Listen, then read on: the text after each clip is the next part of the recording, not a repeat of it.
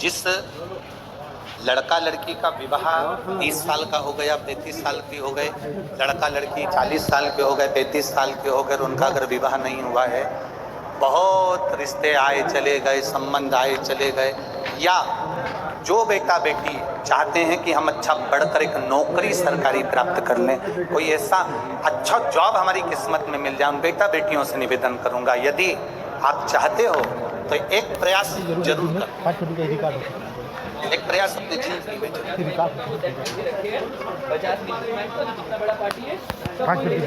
शिवलिंग समझ लेना जरा अच्छे से। शिवलिंग, जलाधारी, गणेश, कार्तिकेय, अशोक सुंदरी, और ये शिवलिंग, और ऊपर भगवान शिव की 5 बेटियां, जया, विषहरा, शामली वारी, दौतली। 3 प्रदोष या 3 शिवरात्रि। कितनी प्रदोष? 3 या 3 शिवरात्रि। मेरा बेटा बेटियों से निवेदन, जो अच्छी पढ़ाई कर रहे हैं, मेहनत करो, अच्छा पढ़ो, और मेहनत के साथ में जब कंपटीशन एग्जाम में बैठने का समय आए, 3 स्थान जहां पर आपको, प्रथम अशोक सुंदरी, अशोक सुंदरी की जगह पर जब आप बेलपत्र समर्पित करेंगे तो डंडी का मुख जहां से पानी बहता है उस स्थान पर रखेंगे।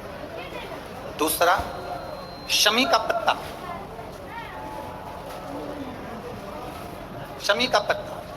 दूसरा, शमी के पत्र को देवादिदेव महादेव पर जब आप समर्पित करेंगे तो उसका डंडी का मुख भी जहां से जल बहता है उस ओर रखेंगे। और तीसरे नंबर पर है आंख का पुष्प।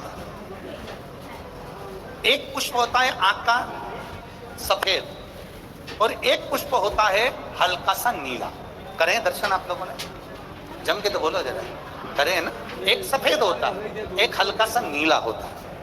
सफेद आंख का जो पुष्प होता है वो केवल देवादिदेव महादेव का एक स्वरूप होता है, और हल्का सा जिसमें गुलाबीपन, नीलापन होता है वो शिव, पार्वती, गणेश, कार्तिकेय, अशोक सुंदरी, जया, विषहरा, सामरीवारी, दौतली, देव और शिव जी के जितने गण हैं उन सबका प्रतीक होता है। तो तीसरे नंबर का जो आंख का गुलाबी कलर या हल्का नीला सा जो पुष्प होता है, उस 5 पुष्प का गुच्छ मां जगतजननी का जो स्थान है जलाधारी, जहां अगर आप इधर बैठे हो तो उसकी विपरीत दिशा, इधर बैठे हो तो उसकी विपरीत दिशा, इधर बैठे हो तो उसकी विपरीत दिशा, विपरीत दिशा में उस पुष्प को समर्पित करना।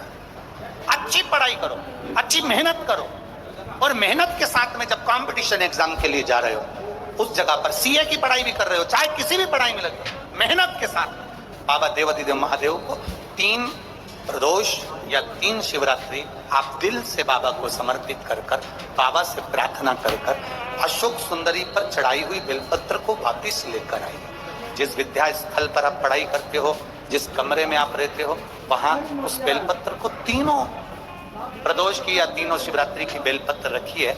जिस समय बाबा आपकी नौकरी लगा दे, ये 3 बेलपत्र एक साथ किसी भी प्रदोष पर शिव जी को समर्पित करिए। ये शिव तत्व।